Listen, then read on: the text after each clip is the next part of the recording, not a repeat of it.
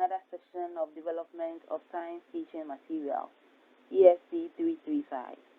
This is Unit 5, Session 3, titled How to Implement Game-Based Teaching and Learning of Science. I am your facilitator, Nihad Goni. In Session 6 of Unit 2, we looked at what educational games are, the reasons why educational games could be used to teach science, what to consider when preparing educational games, and the advantages of using them in teaching. In this session, we will be looking at how to implement game-based teaching and learning of science in the classroom. By the end of this session, you should be able to explain how game-based teaching and learning to teach science is implemented. 2. State at least 5 steps involved in implementing game-based science learning. As teachers, many struggle to smoothly incorporate games into lessons due to time and logistic issues. Yet, game-based learning is seen as a way to engage students and appeal to diverse learning styles. The following are 5 steps to follow when you want to integrate game-based learning in your class. The first point, determine the purpose of game-based learning. This is done by deciding how you will use the game in your learning. This step helps you to narrow your search for finding an appropriate game for your lesson. Before researching, decide if you want to use the game for intervention. For an intervention, that means the game could be used to address the trouble spots of a student who is struggling to demonstrate understanding of core material. The game you choose should therefore deliver content that adjusts itself to the player's knowledge and learning style. This could help the student to gain a better understanding of difficult material. Also, the game could be a form of enrichment. As an enrichment, it will help your students to master core material. You may want a game that presents different media for this role. For example, it may give questions through text, audio, or image. This should encourage students to challenge themselves as they explore new ways to process the content. The third decision you should make for game to be used is for reinforcement, where instead of using games to teach and engage individual students, the entire class can play to reinforce curriculum content. This can also make game-based learning a group activity. Some games have multiplayer features, and students may naturally compete against each other to earn higher scores. Keeping these factors in mind will likely hasten the process of finding a game that meets both teacher and student needs. After determining the purpose of your game and researching to find the game you want to use in your learning, 2. Play the game yourself. Make sure it is aligned with learning goals. Playing the game in question will help you determine if it's aligned with learning goals that you have set. Whilst you are playing it, note the following. Teacher control. Note the ability of the teacher to control content and adjust settings for individual students.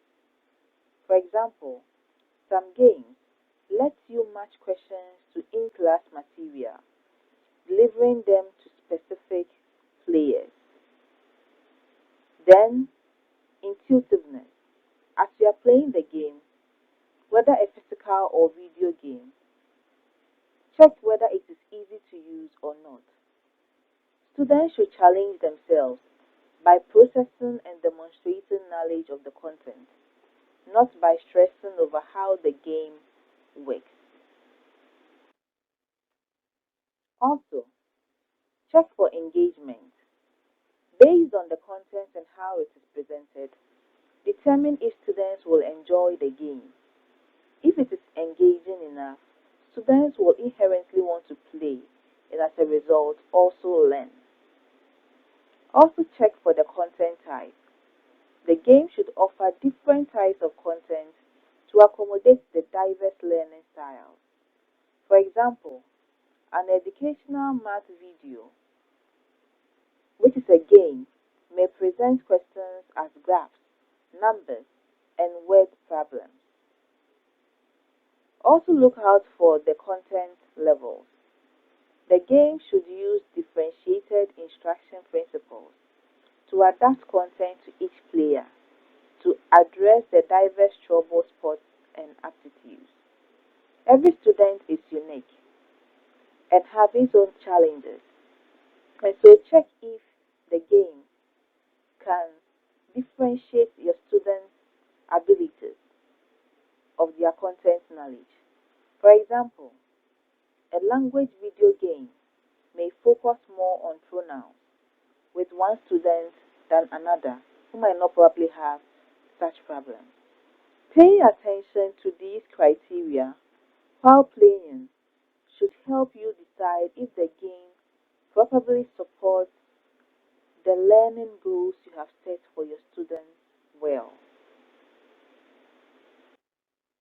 What is the third step to follow while integrating game-based learning in science classroom? Ensure it meets expectations from parents. As a teacher, share your game-based lesson plans with the parents of your students.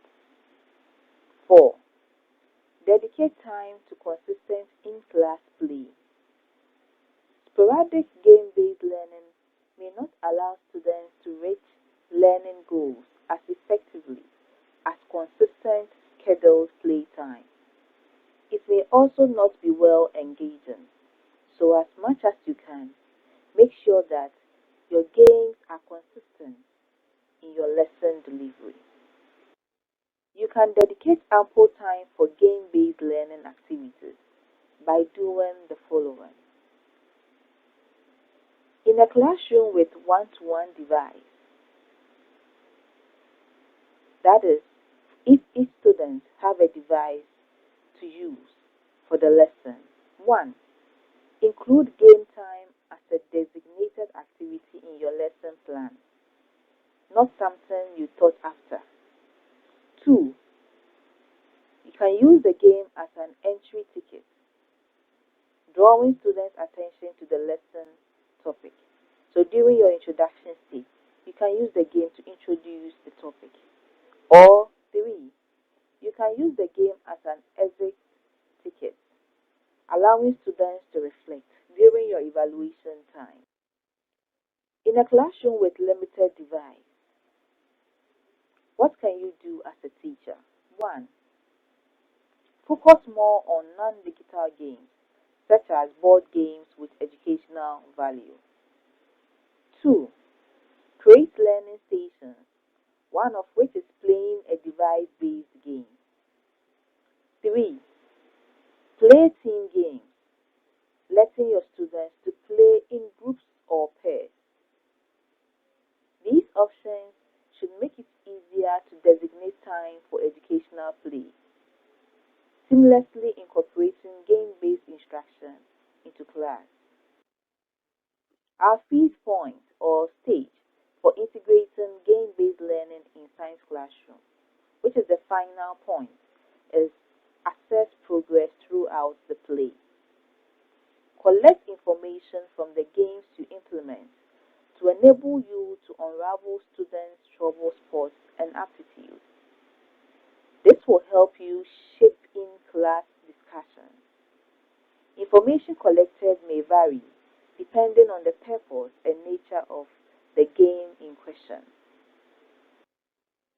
The assessment of students' progress through game-based learning usually involve the following methods. In-game reports. Some educational video games feature in-game reports for teachers, which report students' performance. So after playing the game, the teacher can get a record of the student's performance by searching on his marks or the points the students accumulated. 2. Self-report. For physical games or video games that are without the reporting features, you can encourage your students to take ownership of their own progress through self-reporting. You can create a Google Form spreadsheet for each student, then ask them to provide updates. 3. Class discussion. After playing a team game, conduct a class-wide discussion within the groups. Allow each group to share difficulties, their progress, and accomplishments. Assessing the progress of the gameplay will give you the information you need to adjust your lessons and activities, and also to address the trouble spots and build on new knowledge for your students. Let us test ourselves on this question. 1. Explain the 5 steps you would follow to integrate game-based teaching and learning into your science lessons. 2. Explain how you would assess the effectiveness of your game-based teaching and learning in your science lessons. We have come to the end of this session. In this session, we learned the steps to implement game-based learning in the teaching and learning of science. Thank you, and see you in our next session.